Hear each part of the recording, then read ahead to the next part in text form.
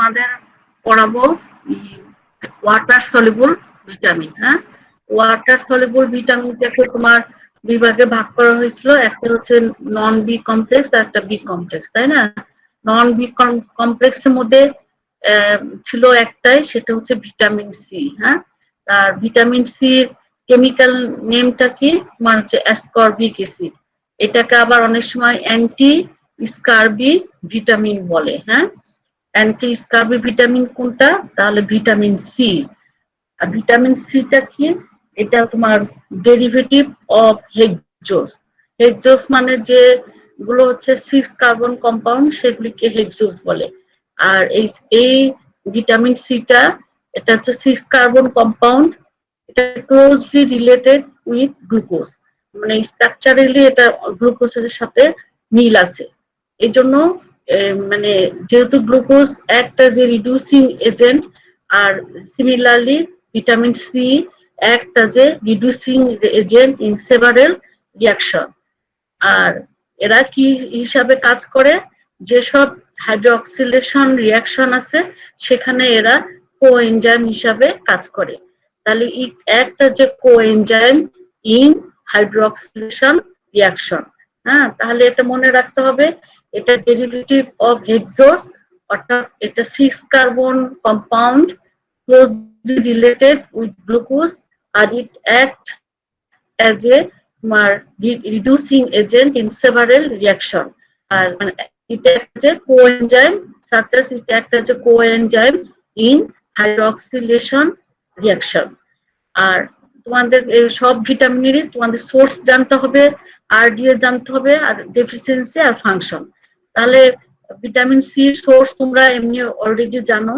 তারপরে বলছি যে এরা সাইট্রাস ফ্রুটসে থাকে, যেমন আমলকি, লেমন, টমেটো, অরেঞ্জ, গুয়াভা। আর গ্রিন লিফি ভেজিটেবলস, হ্যাঁ, সেগুলি কি green pepper, lettuce, green chilli আর ব্রোকলি, এগুলির ভিতরে ভিটামিন সিটা বেশি থাকে। এনিম্যাল সোর্স হচ্ছে খুব কম, সেটা পাওয়া যেতে পারে লিভারে, অ্যাড্রেনাল গ্ল্যান্ড এবং গোনাডে। আর এর গুণাগুণ কিন্তু বেশি টেম্পারেচারে এটা রান্না করলে তোমার এটা নষ্ট হয়ে যায়। হ্যাঁ, এটা। আর এর আরডিএ কত? তোমার 60 থেকে 70 মিলিগ্রাম পার ডে, এটা তোমার একটা অ্যাডাল্টের জন্য। আর যদি তোমার প্রেগনেন্সি এবং ল্যাকটেশনে তোমার 20 থেকে 40% বেশি লাগবে, প্রেগনেন্সিতে আর ল্যাকটেশনে। আর এর প্রত্যেকটা জিনিসের অ্যাক্টিভ ফর্ম মনে রাখতে হবে, বিশেষ করে ওয়াটার সলিবল ভিটামিনের। এর অ্যাক্টিভ ফর্মটা কি? অ্যাসকর্বেট। হ্যাঁ, অ্যাসকর্বিক অ্যাসিডের অ্যাক্টিভ ফর্ম অ্যাসকর্বেট।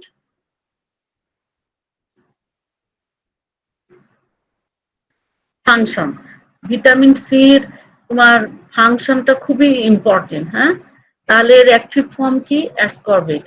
আর এর মেইন ফাংশন কি? মানে এ তোমার কোএনজাইম হিসাবে কাজ করে হাইড্রোক্সিলেশন রিয়াকশন। তাহলে এটা কি করবে? ইট ইজ মানে done by hydroxylation of protein and lysine residue of collagen by hydroxylase enzyme after their synthesis. মানে এগুলি কোলাজেন মানে সিনথেসিসকে হেল্প করে কিভাবে? by hydroxylation of proline and lysine residue of collagen by hydroxylase enzyme after their synthesis. এখানে vitamin সিটা একটা যে coenzyme of হাইড্রোক্সিলেজ। হ্যাঁ, কাজে যদি তাহলে ভিটামিন সি ছাড়া এই রিয়াকশনটা হবে না। আর এই হাইড্রোক্সিলেশন অফ প্রোলিন এবং লাইসিন রেসিডিউ অফ কোলাজেনের হাইড্রোক্সিলেশনের জন্য কি দরকার? ভিটামিন সি দরকার, কারণ এটা এই রিয়াকশনে মানে হাইড্রোক্সিলেজ এনজাইমের কোএনজাইম হিসাবে কাজ করে। তাহলে it helps in collagen synthesis by hydroxylation of proline and lysine residues of collagen by hydroxylase enzyme after their synthesis. Here, vitamin C act as a coenzyme of hydroxylase enzyme. আরেকটা জিনিস মনে রাখতে হবে, এটা হেল্প করে in iron absorption. হ্যাঁ, সেটা কিভাবে করে? সাধারণত আমরা যে ডায়েটারি আয়রন খাই, এটা ডায়েটারি আয়রন গুলো মোস্টলি ইন ফেরিক ফর্মে থাকে, which cannot be absorbed. এগুলি সাধারণত ফেরিক ফর্মে কখনো অ্যাবজর্ব হয় না। ডায়েটারি আয়রনটা is mostly in ferric form, which cannot be absorbed. Vitamin C কি করে, যেহেতু ভিটামিন সি একটা reducing agent, it reduces the ferric iron to readily absorbable ferrous তোমার ফর্ম। তাহলে মনে রাখতে হবে এটার আয়রন অ্যাবজর্পশনে এর সাথে ভিটামিন সি এর সাথে মনে রাখো হাইড্রোক্লোরিক অ্যাসিডও তোমার সাহায্য করে এই ফেরিক ফর্মটাকে ফেরাসে পরিণত করতে সাহায্য করে। তখন মানে এটা আমাদের গ্যাস্ট্রিক জুসের মধ্যে কিন্তু হাইড্রোক্লোরিক অ্যাসিড থাকে। অনেক সময় যখন তোমাদের গ্যাস্ট্রিক জুস পড়াবে, গ্যাস্ট্রিক জুস আমাদের যে হাইড্রোক্লোরিক অ্যাসিড একটা, হ্যাঁ, তাহলে ওইটা যখন ওইটা পড়াবো তখন বলবো, এখন বলি যে তোমার এই যে ডায়েটারি আয়রন যেটা আমরা যেটা খাই সেটা তোমার কি মোস্টলি ইনফেরিক ফর্মে থাকে, যেটা তোমার অ্যাবজর্বড হতে পারে না। এখানে কি করে, যেহেতু vitamin C is a reducing agent, it reduces the ferric form into ferrous form, which is readily তোমার অ্যাবজর্বেবল। আচ্ছা, তারপরে তোমার এটা কি করে, অ্যান্টিঅক্সিডেন্ট হিসাবে কাজ করে। হ্যাঁ, তার মানে এটা protects cell against oxidative damage by preventing generation of reactive oxygen species, যেমন হাইড্রোজেন পারঅক্সাইড, তারপরে তোমার হাইড্রোক্সিল রেডিক্যাল, সুপার অক্সাইড, এগুলি তোমার বিশেষ করে ইলেকট্রন ট্রান্সপোর্ট চেইনে এগুলি তোমার তৈরি হয়, এগুলিকে তোমার কি করে ড্যামেজ থেকে এরা প্রিভেন্ট করে। হ্যাঁ, তাহলে অ্যান্টিঅক্সিডেন্টের মেইন কাজ কি, protect cell against oxidative damage by preventing generation of, এক কথায় ফ্রি রেডিক্যাল দিয়ে যে সেলটা ড্যামেজ হবে সেটাকে তোমার প্রিভেন্ট করে, প্রোটেক্ট করে অ্যান্টিঅক্সিডেন্ট গুলো।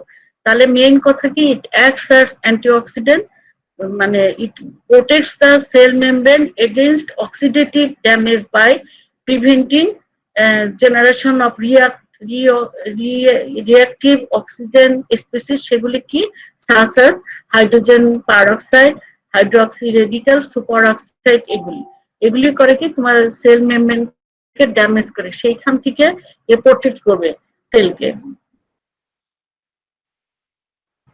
আর এটা তোমার ইয়ে করবে, রিডিউস করবে তোমার সিরাম কোলেস্টেরল লেভেল। কিভাবে সিরাম কোলেস্টেরল লেভেল কনসেন্ট্রেশনটাকে কমাবে, ভিটামিন সি যেহেতু তোমার কোএনজাইম হিসাবে কাজ করে, এরা মানে hepatic synthesis of bile acid এবং বাইল সল্ট তৈরিতে, মানে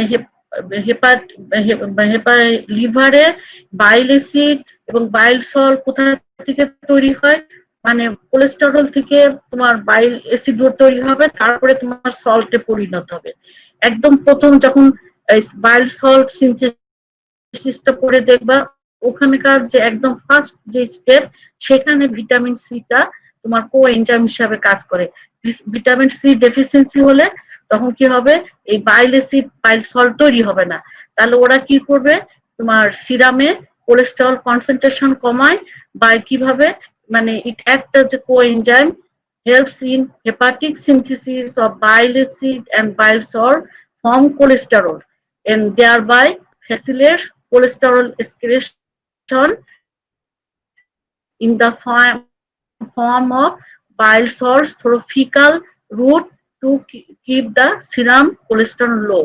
ওরা তোমার কোলেস্টেরল থেকে তোমার কি করবে, বাইল অ্যাসিড বাইল সল্ট তৈরি হতে সাহায্য করবে লিভারে, সেখানে ওরা কোলেস্টেরল থেকে বাইল অ্যাসিড এবং বাইল সল্ট তৈরি হয়, সেই প্রথম স্টেপে ভিটামিন সিটা কোএনজাইম হিসাবে কাজ করে। এইভাবে তোমার সিরাম কোলেস্টেরলটাকে ওরা তোমার ফ্যাসিলিটেট করে এক্সক্রেশন থ্রু ফিসেস, এইভাবে in the form of bile salt হিসাবে, এইভাবে তোমার সিরামে কোলেস্টেরল লেভেলটা ওরা কমায়। হ্যাঁ, তাহলে এর এর আরেকটা ইম্পর্টেন্ট কাজ কি, যে এটা সিরাম কোলেস্টেরল কনসেন্ট্রেশন কমাবে। কিভাবে, যে যেহেতু লিভারে বাইল অ্যাসিড এবং বাইল সল্ট তৈরি হয় কোলেস্টেরল থেকে, সেখানে ভিটামিন সিটা তোমার কোএনজাইম হিসাবে কাজ করে এইভাবে তারা কি করে ফ্যাসিলিটেট করে cholesterol excretion in the form of bile source through fecal route, thus it keep the মানে সিরাম কোলেস্ট্রল কনসেন্ট্রেশন লো। এটা একটা ফাংশন, ইম্পর্টেন্ট ফাংশন। আর একটা কি যে এটা হেল্প করে ইন হরমোন সিনথেসিস, বিশেষ করে তোমার স্টেরয়েড হরমোন গুলো আর তোমার ক্যাটাকোলামাইন হরমোন গুলো, হ্যাঁ এগুলিতে এরা হরমোন সিনথেসিসে হেল্প করে।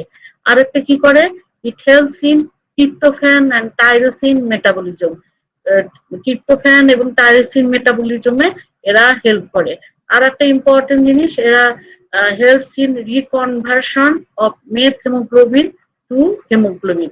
তাহলে ভিটামিন সি কিন্তু ফাংশনটা রিটেনে আসে, যে ভিটামিন সির ফাংশন কি, আর হচ্ছে তোমার ভিটামিন সির সোর্স এবং ভিটামিন সি ডেফিসিয়েন্সি হলে কি হয়, এটা ভাইবাতেও খুব জিজ্ঞেস করা হয়, রিটেনেও তোমার আসে। হ্যাঁ, তাহলে প্রথমেই বলবো তোমরা কি যে it helps in post translation maturation of collagen, সেটা কিভাবে করে, it is done by hydroxylation of proline and lysine residue of collagen by hydroxylase enzyme after their synthesis. Here vitamin C act as a coenzyme of hydroxylase. আর একটা কি, it helps in iron absorption. Dietary iron is mostly মানে in ferric form, it which cannot be absorbed. So vitamin C act as a reducing agent, reduces the ferric iron to ferrous form, thus it readily absorbed. আরেকটা কি যে এরা antioxidant হিসাবে কাজ করে। আর কি যে তোমার এরা রিডিউস করবে সিরাম কোলেস্টেরল লেভেল কনসেন্ট্রেশনটা। আর মানে এটা হরমোন সিনথেসিসে হেল্প করে, বিশেষ করে তোমার কর্টিসয়েড ক্যাটাকোলামাইন হরমোন গুলোকে, আর ট্রিপ্টোফ্যান এবং টাইরোসিন মেটাবলিজমে হেল্প করবে। আর এরা তোমার হেল্প করে in reconversion of methaemoglobin to haemoglobin. এখন এই যে মেকানিজম অ্যাসকর্বিক অ্যাসিড, তোমার মেকানিজম অফ অ্যাকশনটাকে যে কো এনজাইম হিসাবে যে কাজ করে, একটা হচ্ছে তোমার দুই গ্রুপ অফ হাইড্রোক্সিলেস এনজাইম আছে, একটা হচ্ছে কপার কন্টেইনিং হাইড্রোক্সিলেস এনজাইম, আর একটা তোমার alpha ketoglutarate linked iron containing hydroxylase enzyme. যেমন এক্সাম্পল হিসেবে যেখানে ভিটামিন সিটা acts as a coenzyme in কোনটাতে বলছিলাম যে হাইড্রোক্সিলেশন অফ প্রোলিন এবং হাইড্রোক্সিলেশন অফ লাইসিন। আর অ্যান্টিঅক্সিডেন্ট হিসাবে তোমার কিভাবে কাজ করে, যে অ্যাসকর্বিক অ্যাসিডটা কি একটা ইম্পর্টেন্ট অ্যান্টিঅক্সিডেন্ট, এটা রিয়াক্ট করবে কার সাথে, যে ফ্রি রেডিক্যাল, সেগুলি কি সুপার অক্সাইড এবং হাইড্রোক্সি রেডিক্যাল, এটার সাথে রিয়াক্ট করে কি তৈরি করবে, monodehydroascorbate and hydrogen peroxide. এই হাইড্রোজেন পারঅক্সাইড পরে ওয়াটারে পরিণত হবে। তাহলে অ্যাসকর্বিক অ্যাসিডটা কি একটা important antioxidant, it reacts with superoxide and hydroxy radical to yield monodehydroascorbate, যেটা তোমার মানে ক্ষতিকারক না। হ্যাঁ, আর একটা কি করে হাইড্রোজেন পারঅক্সাইড তৈরি করে, সেটা পরে ওয়াটারে পরিণত হয়। আর এই monodehydroascorbate then undergo enzymatic or non enzymatic reaction, সেখান থেকে আমরা কি পাবো, অ্যাসকর্বেট পাবো এবং ডিহাইড্রো অ্যাসকর্বেট পাবো, যেগুলি হচ্ছে তোমার কোনোটাই এই মানে অ্যাসকর্বেট এবং ডিহাইড্রো অ্যাসকর্বেট কোনোটাই তোমার এরা ফ্রি রেডিক্যাল না। এইভাবে আর আরেকটা ইম্পর্টেন্ট জিনিস, ভিটামিন সি যখন এটা হেল্প করে vitamin E K in it's antioxidant action, মানে ওরা ভিটামিন ই কেও তোমার সাহায্য করে অ্যান্টিঅক্সিডেন্ট অ্যাকশনে। তাহলে এটা শান্ত তোমাদের খুব একটা জিজ্ঞেস করা হবে না, এমনি জানার জন্য বললাম যে অ্যাসকর্বিক অ্যাসিড তোমার একটা ইম্পর্টেন্ট অ্যান্টিঅক্সিডেন্ট, কারণ এরা সুপার অক্সাইড এবং হাইড্রোক্সি রেডিক্যালের সাথে রিঅ্যাক্ট করে মোনো ডিহাইড্রো অ্যাসকর্বেট তৈরি করবে এবং হাইড্রোজেন পারঅক্সাইড অথবা ওয়াটার, এই মোনো ডিহাইড্রো অ্যাসকর্বেট তারপরে আরো তোমার enzymatic or non enzymatic reaction হয়ে তোমার কি তৈরি করবে, অ্যাসকর্বেট এবং ডিহাইড্রো অ্যাসকর্বেট, যেগুলি তোমার ফ্রি রেডিক্যাল হিসাবে কাজ করে। আর ভিটামিন সি আর একটা কাজ করে, ভিটামিন ই যে অ্যান্টিঅক্সিডেন্ট হিসাবে কাজ করে, সেখানেও ভিটামিন সিটা হেল্প করে। এখন তোমার এটা ভিটামিন সি ডেফিসিয়েন্সি হলে মেইনলি হয় কি স্কারবি, হ্যাঁ। আর একটা কি হয়, ডিলেড উন্ড হিলিং হবে, যেখানে তোমার মানে একটা কোনো ক্ষত হলে কিংবা অপারেশন করলে সেখানে তোমার হিলিং হতে সময় নিবে। আর একটা কি, যেহেতু আয়রন অ্যাবজর্পশনে হেল্প করে, যদি এটা মানে মানে ডেফিসিয়েন্সি হয় তাহলে আয়রন ডেফিসিয়েন্সি এনিমিয়া হবে। তাহলে মেইন জিনিসটা কি, স্কারভি। আর তারপরে ডিলেড উন্ড হিলিং, যেহেতু কোলাজেন সিনথেসিস হতে পারে না, সেজন্য ডিলেড উন্ড হিলিং হবে। আর একটা কি, আয়রন ডেফিসিয়েন্সি এনিমিয়া হবে, কারণ ভিটামিন সি হেল্প করে ফেরিক ফর্মটাকে ফেরাস ফর্মে তৈরি করতে, ফেরাস ফর্মটাই অ্যাবজর্ব হয়, হ্যাঁ। এখন তারপরে জিজ্ঞেস করা হয় যে তোমার অনেক সময় তোমার জিজ্ঞেস করা যে স্কারবির ফিচার কি, হ্যাঁ, এটা কি কি দেখে আমরা ভাববো যে এটা স্কারবি এবং ভিটামিন সি ডেফিসিয়েন্সির জন্য হয়েছে। তাহলে মনে রাখতে হবে যে স্কারবিটা কি, একটা clinical manifestation of vitamin C, হ্যাঁ। ভিটামিন সি আসলে এর বেসিক মেকানিজমটা কি, যে স্কারবিটা কেন হয়, defective collagen synthesis following vitamin C deficiency. তাহলে তোমার স্কারবিটা কি একটা clinical manifestation of vitamin C deficiency. এর বেসিক মেকানিজমটা কি, এটা কেন হচ্ছে, ডিফেক্টিভ কোলাজেন সিনথেসিসের জন্য। এর ফলে কি হবে, তোমার দেখবা গামগুলো কেমন হবে, সোলেন হবে এবং স্পঞ্জি হবে, হ্যাঁ। আর টিপ গুলো তোমার একটু লুজ থাকবে, যেহেতু গাম সোলেন হবে, স্পঞ্জি হবে, টিপ গুলো লুজ হবে। আর কি হতে পারে, তোমার কিউটিনিয়াস ব্লিডিং হতে পারে, হ্যাঁ। আর জয়েন্টে হেমোরেজ হতে পারে, তার ফলে কি হবে, জয়েন্ট সোলেন হবে, মানে ফুলে যাবে এবং টেন্ডার হবে। টেন্ডার মানে যখন তুমি কোনো জায়গায় হাত দিয়ে ব্যথা অনুভব করো, সেই সাইনটাকে বলে টেন্ডার, হ্যাঁ।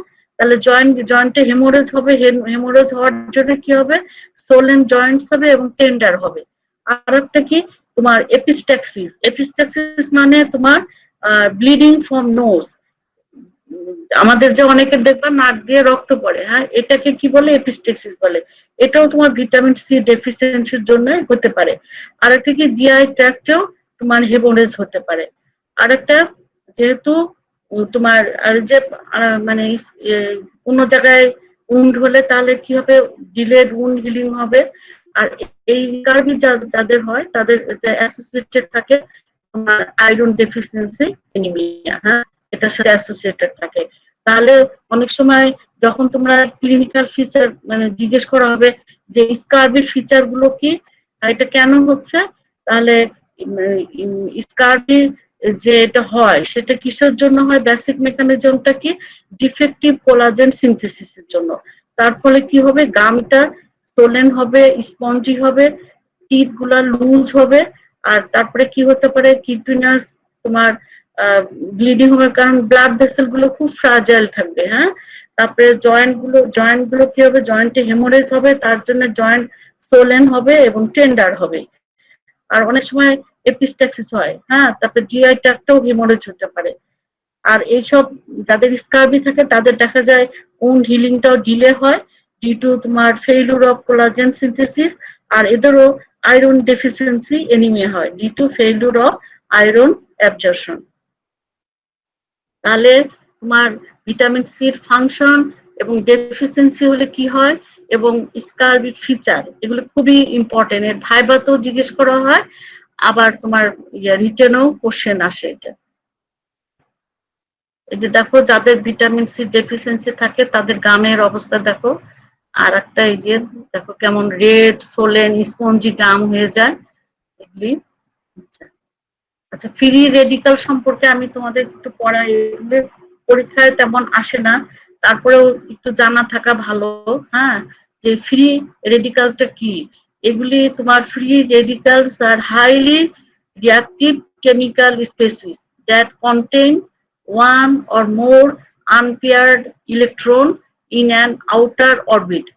একটু শুধু মনে রাখবা যে এরা একটা free radicals are highly reactive chemical species that contain one or more unpaired electron in outer orbit. আর এটা সাধারণত রিপ্রেজেন্ট করা হয় সাব সাব মানে সুপারস্ক্রিপ্ট ডট দিয়ে, হ্যাঁ, এটা রিঅ্যাক্টিভ যে অক্সিজেন স্পেসিস, হ্যাঁ, এগুলি কি?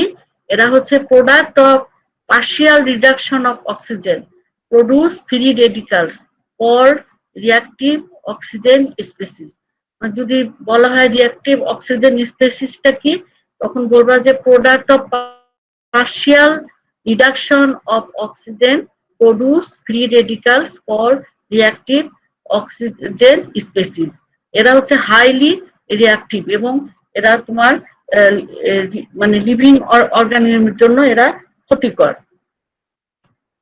এখন যদি মানে যারা পরীক্ষায় খুব ভালো করবা তাদেরকে অনেক সময় জিজ্ঞেস করা হবে একটা ফ্রি রেডিক্যালের নাম বলো তো, তাহলে বলবা যে superoxide radical, hydroxy radical, hydrogen peroxide, তারপরে lipid peroxide radical, nitric oxide আর সিংলেট অক্সিজেন। এগুলো হচ্ছে তোমার ফ্রি রেডিক্যালের নাম।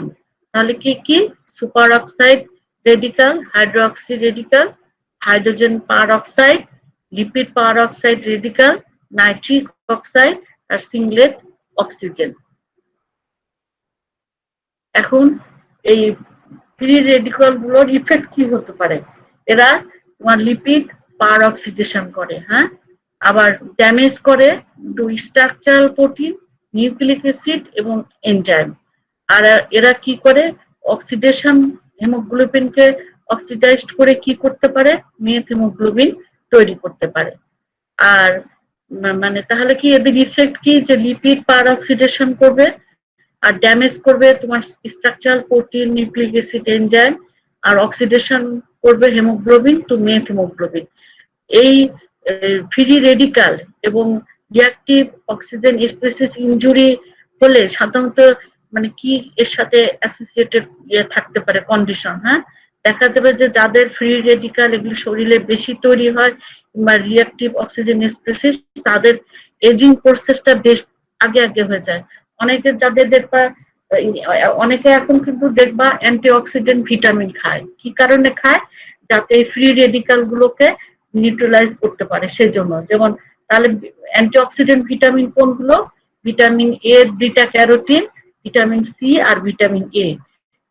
এটা যদি শরীরে পর্যাপ্ত পরিমাণে থাকে তাহলে সে তাড়াতাড়ি কিন্তু তার বুড়া হবে না, তার চুল পাকবে না, এজিং প্রসেসটা তোমার মানে অত তাড়াতাড়ি হবে না। অনেকে আছে দেখবা 40 বছর বয়সে অনেকে খুব মানে ইয়াং লাগে, স্ট্রং লাগে, কিন্তু অনেকে দেখবা যে আবার 40 বছর বয়সে তার মানে তার চুল পেকে গেছে, তার শরীরের নষ্ট হয়ে গেছে।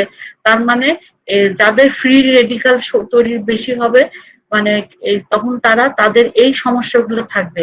এদের এজিং প্রসেসটাও তাড়াতাড়ি হবে, ক্যান্সার হতে পারে, অ্যাথেরোস্ক্লেরোসিস হতে পারে, অটোইমিউন ডিজিজ হতে পারে। হ্যাঁ, তাহলে এটা একটা মানে এখন কিন্তু দেখবা যারা বয়স 40-র উপরে তাদেরকে মানে ডাক্তাররা অনেক সময় অ্যান্টিঅক্সিডেন্ট ভিটামিন খেতে দেয় যাতে তাদের এজের তুলনায় শরীর ভালো থাকে, যাতে ক্যান্সার জাতীয় মানে অসুখ না হয়, অ্যাথেরোস্ক্লেরোসিস না হয়, অটোইমিউন ডিজিজ গুলো যাতে না হয়, সেই জন্য ওই ভিটামিন গুলো খেতে দেয়। আর তোমার অ্যান্টি অক্সিডেন্ট ভিটামিন কোনগুলো? অনেক সময় কিন্তু পরীক্ষায় জিজ্ঞেস করা হয়। তাহলে কি বলবা? বিটা ক্যারোটিন, ভিটামিন সি আর ভিটামিন ই।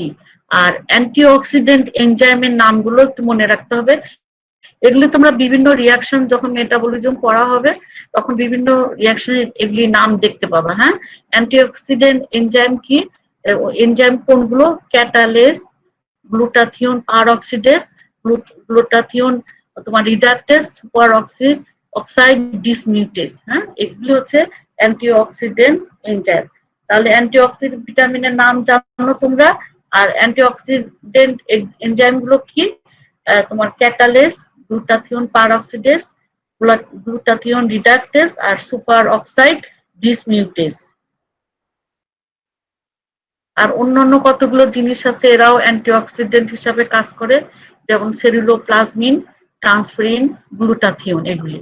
তাহলে অ্যান্টিঅক্সিডেন্টের ইম্পর্টেন্ট কি, যে এরা পাওয়ারফুল অক্সিডেন্ট, যেমন super oxide, hydrogen peroxide, hydroxy radical, এগুলি মানে সেল মেমব্রেনকে যেহেতু ড্যামেজ করতে পারে, করার ফলে সেটা আমাদের ক্যান্সার হতে পারে, এজিং প্রসেসটা তাড়াতাড়ি হতে পারে, ইনফ্লামেটরি ডিজিজ হতে পারে, হেমোলাইটিক অ্যানিমিয়া হতে পারে, এগুলি থেকে এরা তোমার প্রিভেন্টেড। তাহলে অ্যান্টিঅক্সিডেন্ট কি করবে, রিডিউস করবে and detoxify this oxidant and prevent their consequence। তাহলে এটা হচ্ছে তোমার মানে এই প্রসেসটাকে তোমার অ্যান্টিঅক্সিডেন্ট রিডিউস করবে এবং ডিটক্সিফাই করে দিবে এই মানে পাওয়ারফুল যে অক্সিডেন্ট এজেন্ট আছে সেগুলিকে, সেগুলি তোমার super oxide, hydrogen peroxide, hydroxy radical, এগুলিকে তোমার ড্যামেজ করবে, হ্যাঁ, করে সেল মেমব্রেনটাকে রক্ষা করবে। এখন তোমার ভিটামিন বি কমপ্লেক্সের মধ্যে তোমার আবার ভাগ করা হয়েছিল তোমার এনার্জি রিলিজিং এর সাথে যেগুলি অ্যাসোসিয়েটেড, তারপরে হিমোপয়েটিক ভিটামিন, আর আদার্স এর মধ্যে ছিল তোমার পাইরিডক্সিন। ভিটামিন বি ওয়ানটা এটা কোন গ্রুপে পড়ে, তোমার এনার্জি রিলিজিং এর যে গ্রুপটা সেখানে। এর ভিটামিন বি ওয়ান, এটার কেমিক্যাল নেম কি, থায়ামিন। আর এর আর কি বলা হয়, অ্যান্টি বেরিবেরি বলা হয়, অথবা অ্যান্টি নিউরোটিক ভিটামিন বলা হয়। হ্যাঁ, তাহলে অ্যান্টি বেরিবেরি ভিটামিন কোনটা, ভিটামিন বি ওয়ান, এটা তোমার কেমিক্যাল নেম থায়ামিন। আর এটার অ্যাক্টিভ ফর্ম হচ্ছে থায়ামিন পাইরোফসফেট। প্রত্যেকটা তোমার অ্যাক্টিভ ফর্ম কিন্তু একদম ঠোঁটের আগে থাকতে হবে। হ্যাঁ, অ্যাক্টিভ ফর্মটা কি, থায়ামিন পাইরোফসফেট। আর প্লান্ট সোর্স কি আর এনিম্যাল সোর্স কি, প্লান্ট সোর্স সাধারণত আনপলিশড রাইস। আগে যে গ্রামের মানুষ যে ঢেকি চাটা চাউলটা খেতে, একটু চাউল লাল লাল চাউল, তাই না, কিন্তু ওগুলি কিন্তু বেশি ভালো। চাউলের গায়ে যে আবরণটা থাকে, হ্যাঁ, মানে ওইটার মধ্যেই তোমার ভিটামিন বি ওয়ানটা বেশি থাকে, সেজন্য আনপলিশড রাইসটা তোমার ভিটামিন বি ওয়ানের একটা গুড সোর্স। তারপরে piece, beans, serials, pulses, legumes, well seeds, এগুলির মধ্যে তোমার ভিটামিন বি ওয়ান থাকে, এটা হচ্ছে প্লান্ট সোর্স। আর এনিম্যাল সোর্সের মধ্যে liver, heart, kidney, milk, egg, এসবের মধ্যে তোমার ভিটামিন বি ওয়ান থাকে।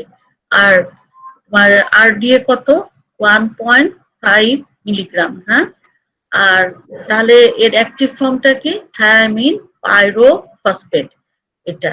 তাহলে সাধারণত আনপলিশড রাইস আমরা যদি খেতে পারি তাহলে কিন্তু এটা আমাদের শরীরের জন্য খুব উপকার। হ্যাঁ, আর এমনিতে তোমার পিস, বিন, সিরিয়ালস এসবের মধ্যে থাকবে পালসেস, লেগুমস, আর তোমার এনিম্যাল সোর্সের মধ্যে লিভার, হার্ট, কিডনি, এগুলিতে। আর এদের বায়োকেমিক্যাল রোল কি, যে অক্সিডেটিভ ডিকার্বক্সিলেশনে এরা হেল্প করে। হ্যাঁ, সেটা কি, যে তোমরা যখন মেটাবলিজম পড়াবো, হ্যাঁ, বিভিন্ন সাইকেলে দেখবা এরা তোমার কোএনজাইম হিসাবে কাজ করে। হ্যাঁ, তাহলে অক্সিডেটিভ ডিকার্বক্সিলেশন রিয়াকশন, এটা যেমন পাইরুভেট থেকে এসিটাইল কোয়ে হয়। হ্যাঁ, তোমরা যখন মেটাবলিজম পড়বা, গ্লুকোজ মেটাবলিজমের মধ্যে এই রিয়াকশন গুলো দেখতে পারবা, তখন দেখবা যে এরা মানে কোএনজাইম হিসাবে কাজ করে। সেটা কি, মানে অক্সিডেটিভ ডিকার্বক্সিলেশন রিয়াকশনে। এটা মানে কোন রিয়াকশন হয়, যখন পাইরুভেট থেকে তোমার অক্সিলেশন হয়, অক্সিডেটিভ ডিকার্বক্সিলেশন হয়ে কি তৈরি হয়, এসিটাইল কোয়ে হয়।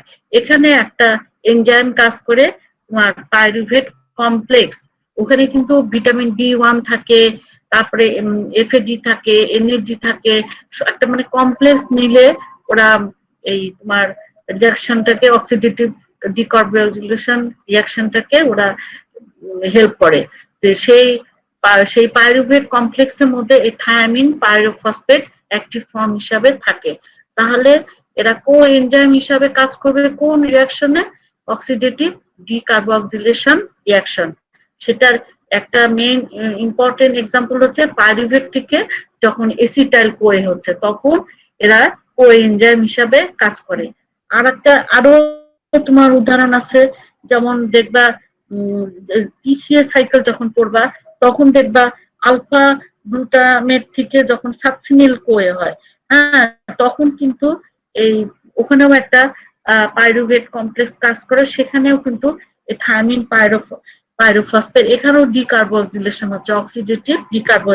যখন টিসিএ সাইকেল করবা তখন এই স্টেপটা খেয়াল করবা, আলফা কিটোগ্লুটার থেকে যখন সাকসিনিল কোয়ে হচ্ছে তখন এই থায়ামিন পাইরোফসফেটটা তোমার মানে মানে হেল্প করতেছে। আর একটা কি, যে তোমার it plays an important role in transmission of nerve impulse.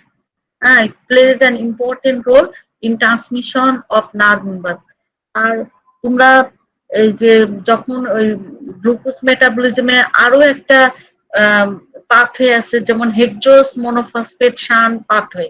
এই পাথওয়েতে একটা এনজাইম আছে ট্রান্সকিটোলেজ এনজাইম, সেখানেও কিন্তু এই তোমার এইটা তোমার মানে থায়ামিন পাইরোফসফেটটা তোমার হচ্ছে কোএনজাইম হিসাবে কাজ করে। তাহলে দেখো, একটা পাইরুভেট হতে এসিটাইল কোয়ে, আর একটা তোমার হচ্ছে আলফা কিটোগ্লুটার থেকে যখন সাকসিনিল কোয়ে হচ্ছে, আর তোমার গ্লুকোজ মানে হেক্সোস মনোফসফেট শান পাথওয়েতে কি হয়, একটা ট্রান্সকিটোলেজ এনজাইম আছে, সেখানেও ও এটা কোএনজাইম হিসাবে কাজ করে। আরেকটা কি করে, যে it plays an important role in transmission of nerve impulse। আর ডেফিসিয়েন্সি হলে কি হতে পারে, তোমার বেরি হতে পারে।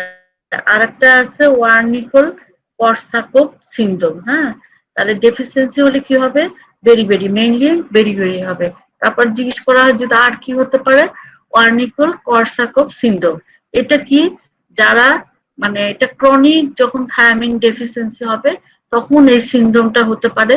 এটা সাধারণত যারা ক্রনিক অ্যালকোহল করে খায়, ওই অ্যালকোহলিক যারা, এরা তাদের এই সিনড্রোমটা বেশি হয়।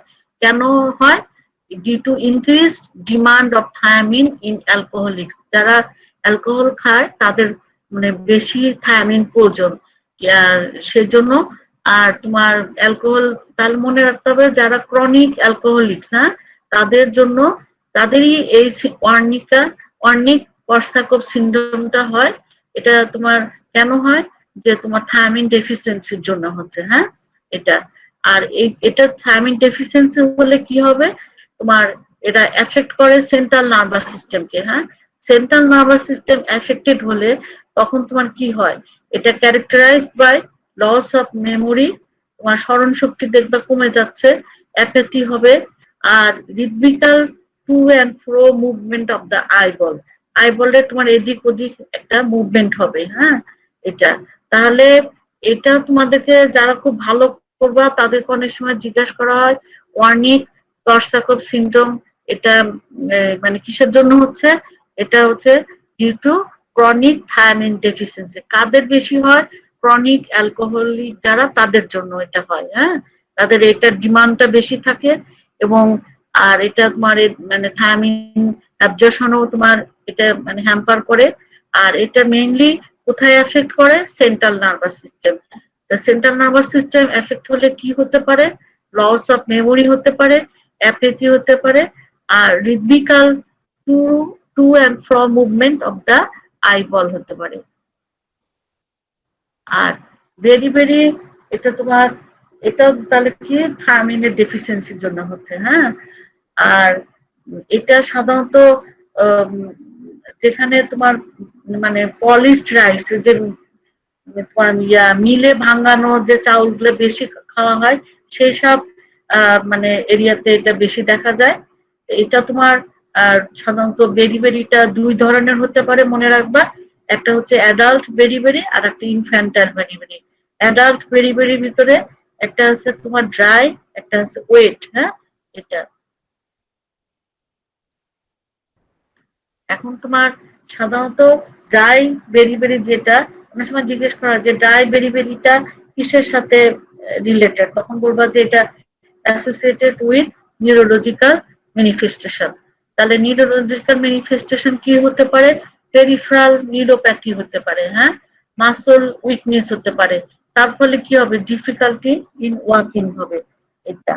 আর এটা গেল তোমার ড্রাই যেটা, তাহলে মনে রাখতে হবে it is associated with neurological manifestation, সেটা হচ্ছে ড্রাই। সেটা বেলা কি হয়? মেইনলি তোমার পেরিফেরাল নিউরোপ্যাথি হয়, মাসল উইকনেস হবে, আর ডিফিকাল্টি ইন ওয়াকিং হবে। আর ওয়েট ভেরিভেরিটা এটা অ্যাসোসিয়েটেড থাকে তোমার কার্ডিয়াক, মানে হার্টের সাথে এটা সম্পর্ক থাকে, হ্যাঁ। একটা জিনিস মনে রাখবা যে ড্রাইটা নিউরোলজিক্যাল ভেরিভেরি, আর ওয়েটটা কার্ডিয়াক ডেলিভারি। এটাতে কি হবে? তোমার হার্ট ফেইলিউর হবে, প্যালপিটেশন মানে বুক ধড়ফড় করবে, ট্যাকিকার্ডিয়া মানে পালস রেটটা বেশি থাকবে, পা ফুলে যাবে, তারপরে তোমার ইনক্রিজ থাকবে systolic blood pressure, diastolic blood প্রেশারটা কমে যাবে। শুধু মনে রাখবা যে তোমার ড্রাইটা থাকে এটা হচ্ছে নিউরোলজিক্যাল ভেরিভেরি, আর ওয়েট ভেরিভেরিটা হচ্ছে কার্ডিয়াক ভেরিভেরি। মানে ওয়েটটা হওয়ার জন্য তোমার কার্ডিয়াক ফেইলিউর, কার্ডিয়াক হার্টের যে সমস্যাগুলো সেগুলি হবে, হার্ট ফেইলিউর হবে, প্যালপিটেশন হবে, ট্যাকিকার্ডিয়া হবে, সিস্টোলিক ব্লাড প্রেশার বেশি হবে, ডায়াস্টোলিক ব্লাড প্রেশার কমে যাবে। আর তোমার ড্রাইটা নিউরোলজিক্যাল ভেরিভেরি, এটা মেইনলি তোমার ফিচারটা হয় পেরিফেরাল তোমার নিউরোপ্যাথি এটা। আর ইনফ্যান্টাল ভেরিভেরিতে সাধারণত ইনফ্যান্টদের হয়, সাধারণত তারা ওইসব যেসব ইনফ্যান্ট মার কাছ থেকে তোমার তোমার বাচ্চা মানে ইন্টারইউটেরাইন লাইফে যদি মার কাছ থেকে কম থায়ামিন পায় তাহলে তোমার তাদের হতে পারে সেই সব seen in infant born to mother suffering from, যেসব মারা থায়ামিনের ডেফিসিয়েন্সিতে ভোগে তাদের বাচ্চাদের ইনফ্যান্টাইল ডেলিভারি হতে পারে। ইনফ্যান্টাইল ডেলিভারি হলে বাচ্চার ফিচার কেমন থাকবে? স্লিপনেসনেস মানে ঘুমাবে কম, রেস্টলেসনেস থাকবে, হ্যাঁ, ভমিটিং হবে, কনভালশন হবে, ইভেন তোমার ডেথ হতে পারে কিসের জন্য? কম কার্ডিয়াক ফেলুরের জন্য। তাহলে যদি দেখা যায় তার থায়ামিন লেভেল কম, তখন তাকে আইএম মানে ইন্ট্রামাসকুলার ইনজেকশন অফ থায়ামিন দেওয়া হয়। তাহলে বাচ্চাদের বেলায় ফিচারটা কেমন হবে? স্লিপলেসনেস হবে, রেস্টলেসনেস হবে, ভমিটিং হবে, কনভালশন হবে, even death May ochre from cardiac failure. এখন তোমার ভিটামিন B2, হ্যাঁ, এর কেমিক্যাল নেমটা কি? রিবোফ্লাভিন। তাহলে এটা আমি যদি অ্যানিমাল সোর্স বলি কোথায় থাকে? Meat, fish, milk, egg. আর প্লান্ট সোর্সের মধ্যে ফ্রুটসে থাকে green leafy vegetables, whole grains, peas, beans, cereals, legumes এগুলিতে থাকে, হ্যাঁ, প্লান্ট সোর্স এগুলি। এটার ডেইলি রিকোয়ারমেন্ট কত? তোমার 1.2 মিলিগ্রাম। আর এর অ্যাক্টিভ ফর্ম তোমাদের আগেই বলছিলাম যে একটা এফএডি আর একটা এফএমএন। এফএডি কি? Flavin adenine die nucleotide. আর এফএমএন তে কি? Flavin mono nucleotide.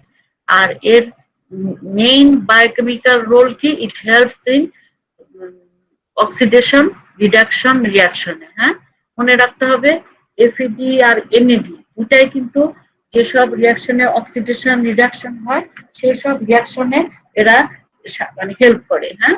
তাহলে তাহলে ভিটামিন B2 অর্থাৎ রিবোফ্লাভিনের অ্যাক্টিভ ফর্মটা কি? Flavin adenine dinucleotide. আর একটা কি? Flavin mono nucleotide. আর এরা মেইনলি কোথায় বায়োকেমিক্যাল রিয়াকশনে কাজ করে? যেগুলি তোমার অক্সিডেশন রিডাকশন এই প্রসেস গুলোতে এরা কোএনজাইম হিসাবে কাজ করে। যেমন তোমার একটা এক্সাম্পল, যেমন ধরো সাকসেস থেকে যখন ফিমারেট হয়, এটাও কিন্তু দেখবা পিসিএল সাইকেলে এই রিয়াকশনটা আছে। যখন সাকসিনেট থেকে ফিমারেট তৈরি হচ্ছে তখন এখানে এনজাইম কাজ করে তোমার সাকসিনেট ডিহাইড্রোজেনেস। আর এই এফএডি তোমার অক্সিডাইজড এফএডি, এটা তখন এখানে কোএনজাইম হিসাবে কাজ করে। এই অক্সিডাইজড এফএডিটা রিডিউসড হয়, আর সাকসিনেটটা তোমার অক্সিডাইজড হয়ে তোমার কি হয়, ফিমারে তৈরি করে। তাহলে এরা ইট acts as a coenzyme in oxidation reduction reaction. যেমন একটা এক্সাম্পল হচ্ছে সাকসিনেট থেকে যখন ফিমারেট হচ্ছে, এখানে তোমার এই কোএনজাইম হিসাবে এটা কাজ করে, কি করে, অক্সিডাইজড এফইডি ও নিজে রিডিউসড হয়, আর সাকসিনেটটা অক্সিডাইজড হয়ে ফিমারেট তৈরি করে। এখানে এনজাইম হিসাবে কাজ করে সাকসিনেট ডিহাইড্রোজেনেস এনজাইম। আর এটা কিন্তু অনেক সময় পরীক্ষায় দেয়, হ্যাঁ, যে মানে ভিটামিন রিবোফ্লাভিনের অ্যাক্টিভ ফর্ম কি, রিবোফ্লাভিনের ডেফিসিয়েন্সি হলে কি হয়, আর এরা কি হিসাবে কাজ করে, সাধারণত কোন রিয়াকশনে এরা কোএনজাইম হিসাবে কাজ করে। তাহলে এরা তোমার অক্সিডেশন রিডাকশন রিয়াকশনে তোমার কোএনজাইম হিসাবে কাজ করে। আর মনে রাখবা যে তুমি যখন মেটাবলিজম পড়া যাবে তখন তোমরা নিজেরাই মানে এক্সাম্পল গুলো বলতে পারবা। হ্যাঁ, দেখবে অনেক রিয়াকশনে এফএডি এনএডি এরা কোএনজাইম হিসাবে টিসিএ সাইকেলে, তারপরে গ্লাইকোলাইসিস পাথওয়েতে দেখবা যে এরা অনেক মানে কোএনজাইম হিসাবে কাজ করে। হ্যাঁ, তারপরে এখন এই এটা ডেফিসিয়েন্সি হলে কি হতে পারে, রিবোফ্লাভিনের ডেফিসিয়েন্সি হলে কি হবে, অ্যাঙ্গুলার স্টোমাটাইটিস। হ্যাঁ, তারপরে তোমার অ্যাঙ্গুলার মানে দেখবা ঠোঁটের কর্নারে তোমার কি হবে, তোমার ঘার মতো হয়। হ্যাঁ, গ্লোসাইটিস মানে জিবার উপরে ঘা হবে, সেটা কেমন হবে, স্মুথ হবে, পার্পলিশ তোমার টাং থাকবে। আর সেবোরাইটিস তোমার ডার্মাটাইটিস হবে, সেবোরিক ডার্মাটাইটিস হবে। হ্যাঁ, এই যে দেখো এই বাম সাইডে খেয়াল করো একটু, অ্যাঙ্গুলার স্টোমাটাইটিস, ওই যে মুখের কর্নারে যে ঘাটা হয় সাধারণত, এটা কিন্তু গ্রাম অঞ্চলে বাচ্চাদের বেলা দেখবা যে এরকম ঘা থাকে, তখন এদেরকে রিবোফ্লাভিন খাওয়াই দিলে তখন তোমার ভালো হয়ে যায়। হ্যাঁ, অনেক সময় মুখে ঘাতে কিন্তু দেখো এটাকে গ্লোসাইটিস বলে, জিবার সমস্যা হলে সেটা ইনফ্লাম কোনো, দেখো জিভটা কিরকম হয়ে গেছে, রেড হয়ে গেছে। হ্যাঁ, এরকম জিবারটাকে বলে গ্লোসাইটিস, আর ঠোঁটের কর্নারে যে ঘাটা হয় সেটাকে বলে অ্যাঙ্গুলার স্টোমাটাইটিস। এখন তোমার ভিটামিন বি3। হ্যাঁ, ভিটামিন বি3 কেমিক্যাল নেম কি, নায়াসিন। হ্যাঁ, এটা তোমার এটা আমরা দুটা সোর্সেই পাই, একটা হচ্ছে তোমার এক্সোজেনাস সোর্স আর একটা এন্ডোজেনাস সোর্স। এক্সোজেনাস সোর্স থেকে আমরা প্লান্ট সোর্স থেকেও পাই, এনিমাল সোর্স থেকে পাই। আর এন্ডোজেনাসলি এরা ট্রিপ্টোফ্যান থেকে তৈরি হতে পারে। হ্যাঁ, তৈরি হয়। তাহলে প্লান্ট সোর্সের মধ্যে কি, দেখো peas, beans, cereals, green leafy vegetables, এগুলো হচ্ছে প্লান্ট সোর্স। এনিমাল সোর্স কি, meat, fish, milk product, poultry food, peanut, এগুলির মধ্যে থাকে তোমার ভিটামিন বি3 অর্থাৎ নায়াসিন। আর এন্ডোজেনাসলি ওরা কোথা থেকে তৈরি হচ্ছে, ট্রিপ্টোফ্যান থেকে। হ্যাঁ, তাহলে দেখো তোমরা ভিটামিন কে দেখতে পেলা তোমার বডিতে তৈরি হচ্ছে, ভিটামিন ডি, আর একটা কি পেয়ে পাইলা, তোমার নায়াসিন। হ্যাঁ, এটা ট্রিপ্টোফ্যানটা সাধারণত 1 মিলিগ্রাম নায়াসিন তৈরি হয় ফ্রম 60 মিলিগ্রাম তোমার ট্রিপ্টোফ্যান থেকে। হ্যাঁ, এটা এমনি মনে রাখবা যে 1 মিলিগ্রাম নায়াসিন তৈরি হবে কতটুকু মিলিগ্রাম ট্রিপ্টোফ্যান থেকে, 60 মিলিগ্রাম ট্রিপ্টোফ্যান থেকে। আর ডেইলি তোমার আর দিয়ে কত, তোমার হচ্ছে 20 মিলিগ্রাম। আর প্রত্যেকটা বলছি তুমি অ্যাক্টিভ ফর্ম গুলো তোমরা সুন্দর করে মনে রাখবা, একদম মুখস্থ। হ্যাঁ, তাহলে নায়াসিনের অ্যাক্টিভ ফর্ম কি, তোমার নিকোটিনামাইড এনএডি, অক্সিডাইজড এনএডি। সেটা কি, এনএডির পুরা নামটা নিকোটিনামাইড অ্যাডিনিন ডাইনিউক্লিওটাইড। আর অক্সিডাইজড এনএডিপিটা কি, নিকোটিনামাইড অ্যাডিনিন ডাইনিউক্লিওটাইড ফসফেট। হ্যাঁ, এটা এদেরও আমি বললাম যে এফএডি এনএডি, এদের বায়োকেমিক্যাল রোল কি, ইট acts as a coenzyme in oxidation reduction reaction. হ্যাঁ, রিবোফ্লাভিনও তাই, ওদের অ্যাক্টিভ ফর্ম হচ্ছে এফএডি এফএমএন। আর নায়াসিনের অ্যাক্টিভ ফর্ম কি, অক্সিডাইজড এনএডি, অক্সিডাইজড এনএডিপি। এনএডির পুরা নামটা ভাইবাতে জিজ্ঞেস করা, তখন কি বলবা, নিকোটিনামাইড অ্যাডিনিন ডাইনিউক্লিওটাইড। আর অক্সিডাইজড এনএডিপি পুরা নামটা কি, নিকোটিনামাইড অ্যাডিনিন ডাইনিউক্লিওটাইড ফসফেট। আর এটার মেইন কাজ কি, যে ইট acts as a coenzyme in oxidation reduction reaction.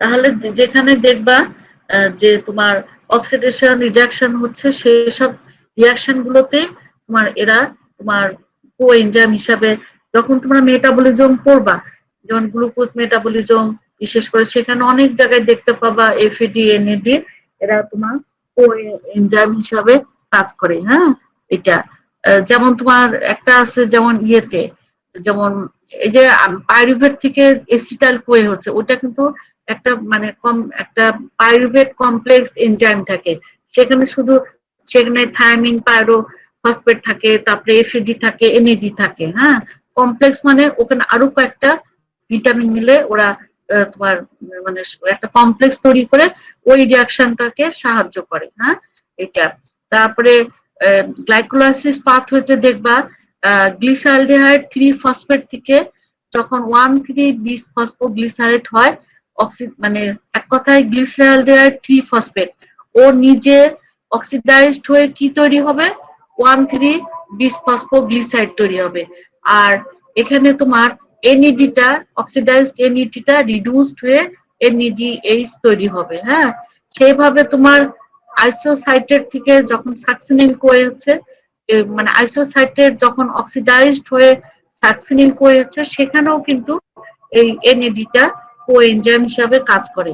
আর যখন তোমার টিসিএ সাইকেলে দেখবা ম্যালেট থেকে যখন অক্সালো অ্যাসিটেট হচ্ছে, ম্যালেটটা যখন অক্সিডাইজড হয়ে অক্সালো অ্যাসিটেট হচ্ছে, তখন এই এনএডিটা তোমার কি হবে, ও তো অক্সিডাইজড এনএডি, ও রিডিউসড হবে, আর তোমার ম্যালেটটা তোমার অক্সিডাইজড হয়ে অক্সালো অ্যাসিড তৈরি হবে। যখন তুমি মানে গ্লাইকোলাইসিস পাথওয়ে পড়বা, টিসিএ সাইকেল পড়বা, তখন দেখবা যে বিভিন্ন স্টেপে স্টেপে এই এফএডি এনএডি, তারপরে তোমার প্যান্টোথেনিক অ্যাসিড, এদের অ্যাক্টিভ ফর্ম হচ্ছে কোএনজাইমে, এরা কিন্তু বিভিন্ন রিয়াকশনে কোএনজাইম হিসাবে কাজ করে।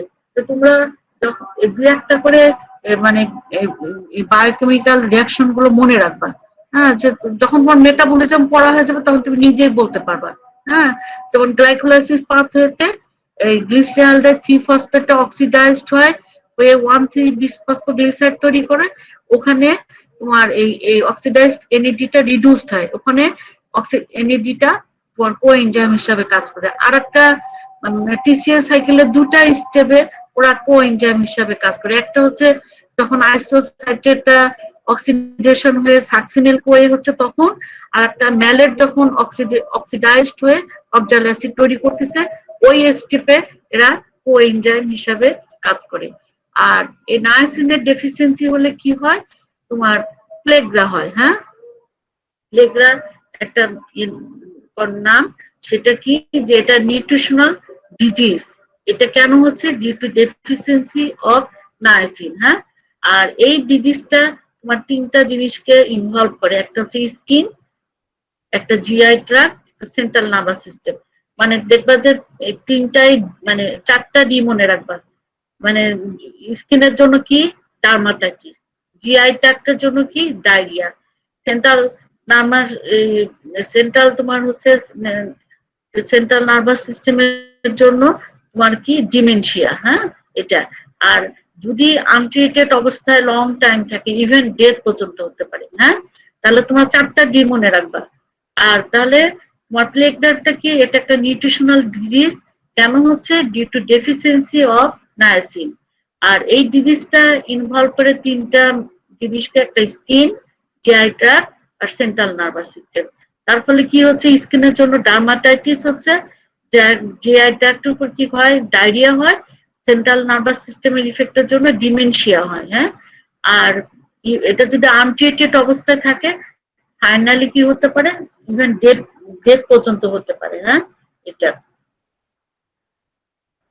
আবার এর নার্সিনের তোমার থেরাপিউটিক ইউজ আছে। হ্যাঁ, থেরাপিউটিক ইউজটা মানে কোন কিসে ইউজ হয়, মানে কোন চিকিৎসাতে, যাদের তোমার হাইপারলিপিডেমিয়া আছে। হ্যাঁ, যেমন টাইপ 2 বি যেটা, সেই হাইপারলিপিডেমিয়া নার্সিনটা থেরাপিউটিক ইউজ হিসাবে ব্যবহার হয়। এখানে আসলে হয় কি যে তোমার আমাদের অ্যাডিপোজ টিস্যুতে ট্রাইঅ্যাসাইল গ্লিসারলটা স্টোর থাকে, আর ট্রাইঅ্যাসাইল গ্লিসারলটা ভেঙে তোমার ইয়ে তৈরি হয়, ফ্যাটি অ্যাসিড তৈরি হয়। হ্যাঁ, নায়াসিন কি করবে, এই প্রিভেন্ট করবে breakdown of stored triacylglycerol in adipose tissue. Adipose টিস্যুতে যে ট্রাইঅ্যাসাইল গ্লিসারল স্টোর থাকে সেটাকে নায়াসিন ভাঙতে দিবে না। হ্যাঁ, তার ফলে কি হবে, তোমার প্লাজমাতে বেশি তোমার ফ্যাটি অ্যাসিড পাওয়া যাবে না। আর যখনই প্লাজমাতে কম হবে তাহলে লিভারও ফ্যাটি অ্যাসিড কম যাবে। আর এই জন্য কি হবে, ফ্যাটি অ্যাসিড তোমার ভিএলডিএল এগুলি তৈরি করতে গেলে কি দরকার, তোমার ফ্যাটি অ্যাসিড দরকার। তখন তোমার ভিএলডিএল এলডিএল এগুলি কম তৈরি হবে। আর এগুলি কম হলে তখন তোমার সেটা না, এইভাবে ওরা তোমার হাইপারলিপিডিমাকে প্রিভেন্ট করবে। তাহলে মনে করতে রাখতে হবে যেটা থেরাপিউটিক পারপাসে ইউজ হয় সেটা কোথায়, ইন দ্য ট্রিটমেন্ট অফ হাইপারলিপিডিমিয়া। যাদের এই লিপিড বেশি থাকে, লিপিড আমরা জানি তোমার ভিএলডিএল এলডিএল এগুলি, এইচডিএলটা ভালো, হ্যাঁ, এলডিএল হচ্ছে সবচেয়ে খারাপ। আর এই ভিএলডিএল এলডিএল এর মধ্যে তোমার এগুলিতেও মানে ভিএলডিএল এ বেশি টিজি থাকে আর এলডিএল এ বেশি কোলেস্ট্রল থাকে। এই জিনিসগুলোকে তৈরি হতে দিবে না, কারণ ফ্যাটি অ্যাসিড ছাড়া এগুলি তৈরি হতে পারবে না। আর নায়াসিন কি করবে, তোমার prevent the breakdown of stored triacylglycerol in adipose tissue. Adipose টিস্যুতে যে মানে ট্রাইঅ্যাসাইল গ্লিসারল স্টোর থাকে সেগুলিকে ভাঙতে দিবে না। তার ফলে কি হবে, তোমার প্লাজমাতে তোমার ফ্রি অ্যাসিডটা কম, ফ্যাটি ফ্রি অ্যাসিডটা কম থাকবে, ফ্রি ফ্যাটি অ্যাসিডটা। এই তার ফলে যদি প্লাজমাতে কম থাকে তাহলে লিভারও কম যাবে ফ্যাটি অ্যাসিড। তার ফলে কি হবে, তোমার ভিএলডিএল এলডিএল তৈরি হতে মানে পারবে না, কম তৈরি হবে। এইভাবে ওরা কি করে প্রিভেন্ট করে তোমার হাইপার